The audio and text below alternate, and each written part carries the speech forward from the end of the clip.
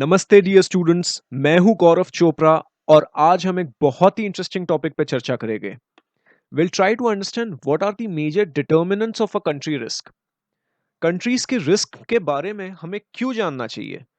Well, अगर आपकी कोई कंपनी हो तो आप चाहोगे कि मैं मेरी कंपनी ग्रो कैसे करूं, उसे मैं एक्सपैंड कैसे करूं, दूसरे मुल्कों में अपनी पहुंच कैसे बढ़ाऊं, राइट? भले आपकी कंपनी आज एक ही मुल्क में सीमित हो, लेकिन फिर उस मुल्क के रिस्क भी जानना बहुत जरूरी है।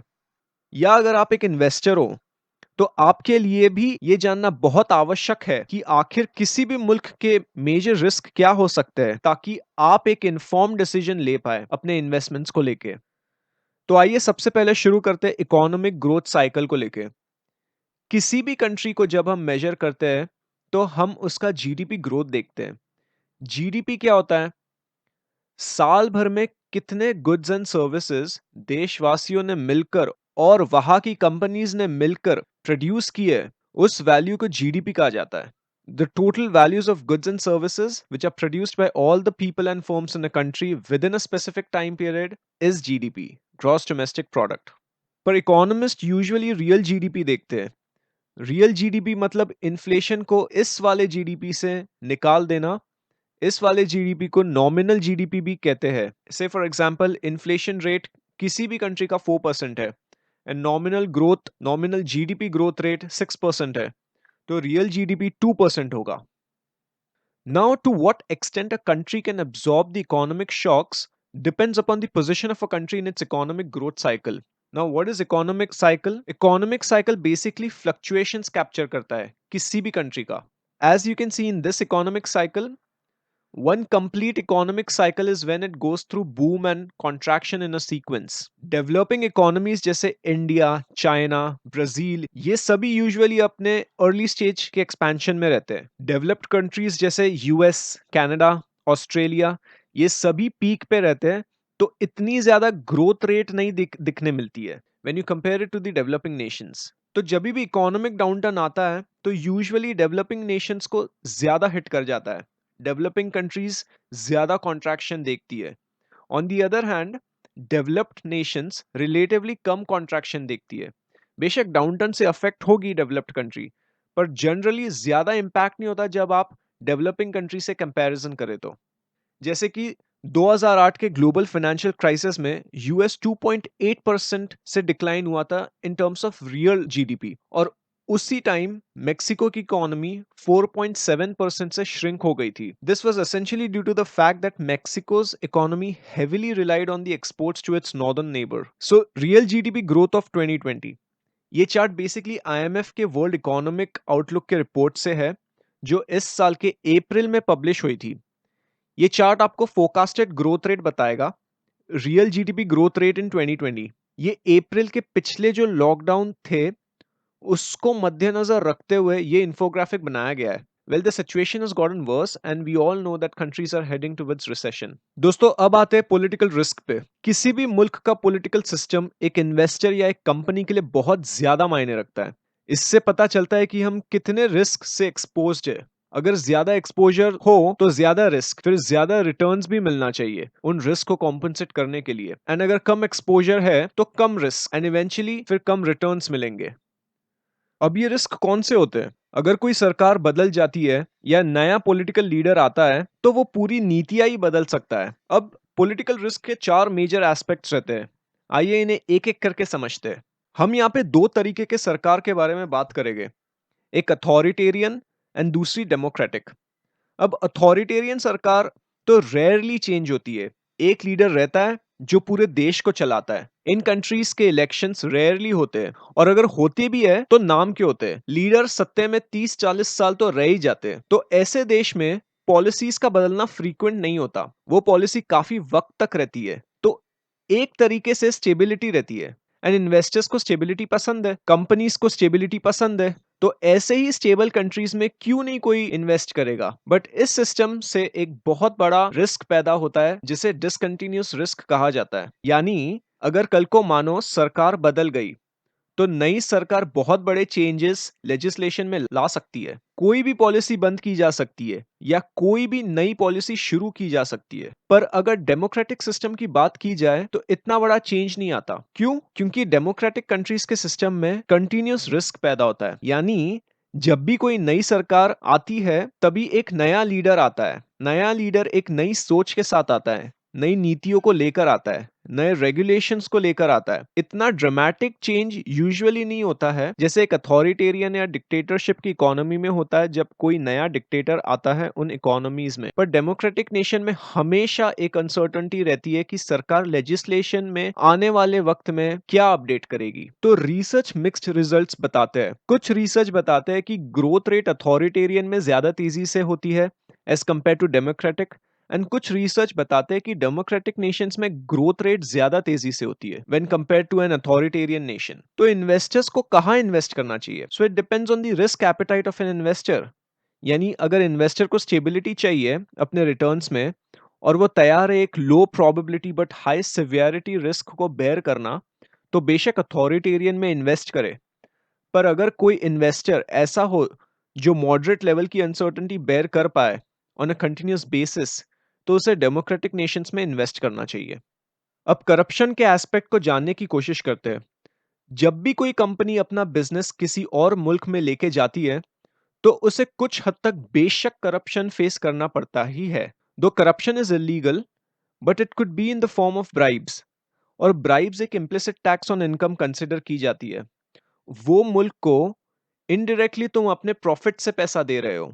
अब इसमें मेजर प्रॉब्लम ये निकल के आती है कि पहले से उस बिजनेसमैन को पता ही नहीं होगा कि कितना पैसा देना पड़ सकता है। ब्राइब्स तो अननोन होते हैं, उसका परसेंटेज यूजुअली कहीं मेंशन नहीं रहता है। It could be extremely uncertain and the company could face financially and reputationally if legal action flows in. इस रिस्क को एसेस करने के लिए एक बहुत ही वेल नोन ऑर्गेनाइजेशन है जो जर्मन बेस्ड है, transparency international.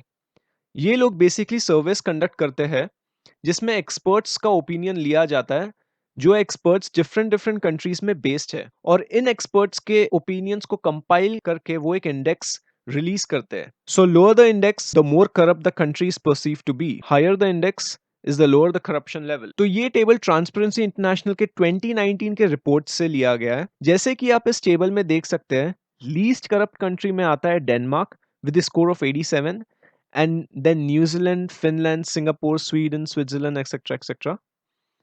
And most corrupt में आता है सोमालिया विद स्कोर ऑफ 9। उसके बाद आता है South Sudan, Syria, Yemen, Venezuela, Sudan, etcetera etcetera. अब आते हैं वायलेंस पे। कैसे वायलेंस लेवल किसी भी मुल्क में एक मेजर रोल प्ले करता है, आइए जानते हैं। So violence essentially makes it difficult for the business to operate. क्योंकि अगर किसी भी तरह की कॉन्फ्लिक्ट हो या वॉर चल रहा हो उस मुल्क में, तो उसका पोटेंशियल कॉस्ट बहुत ज्यादा बेयर करना पड़ता है किसी भी कंपनी को। It could be in the form of asset destruction और it could be in the form of loss of human resources. अब इसकी वजह से एम्प्लॉयज के लिए वर्किंग एनवायरनमेंट भी बहुत अफेक्ट कर जाता है और कंपनी को हायर इंश्योरेंस कॉस्ट बेयर करना पड़ सकता है, जिससे कि डायरेक्टली कंपनी की प्रॉफिटेबिलिटी अफेक्ट होती है। क्योंकि जब खर्चे बढ़ते हैं तो प्रॉफिट तो कम होगा ही ना।